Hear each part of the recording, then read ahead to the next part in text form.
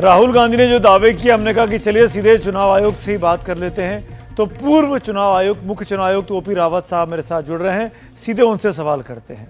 Sir, आपका स्वागत है। राहुल गांधी ने चुनाव आयोग पर चोरी का आरोप लगाया है।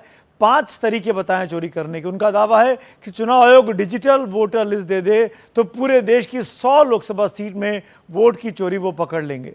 तो ये डिजिटल वोटर रोल होता क्या है और क्या इसकी मांग की जा सकती है, और अगर ये मांग संभव है तो चुनाव आयोग क्यों नहीं दे रहा है?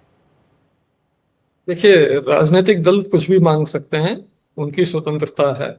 लेकिन इलेक्शन कमीशन इंश्योर करता है कि उसके डेटाबेस की सुरक्षा बनी रहे, और इसीलिए उन्होंने जो अपनी वेबसाइट पर भी इलेक्टोरल रोल डाली है, वो डिजिटल इलेक्टोरल रोल का मिरर इमेज है।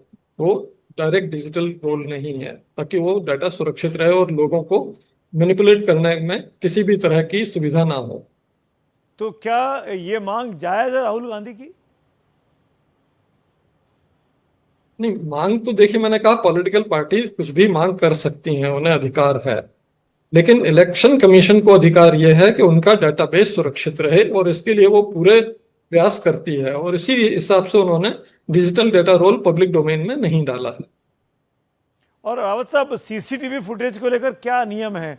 क्योंकि राहुल गांधी कह रहे हैं कि सीसीटीवी रिकॉर्डिंग को सेव रखने के नियम में बदलाव कर दिया गया।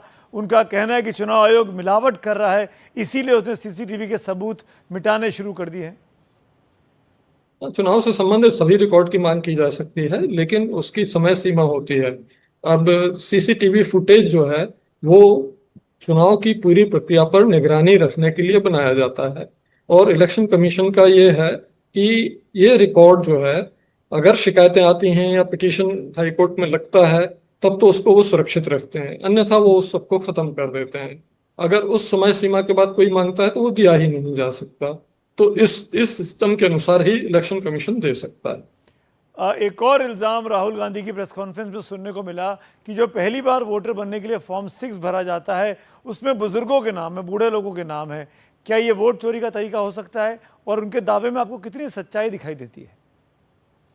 70-80 साल का आदमी पहली बार थोड़ी वोटर बन रहा होगा, तो फॉर्म 6 अगर लगा रहा है, तो इसका मतलब उसे ये भी देना होगा कि अभी तक वो कहाँ एनरोल्ड था। उसमें ये प्रावधान है, उसे घोषणा करनी होगी कि अभी तक वो कहाँ पर एनरोल्ड था।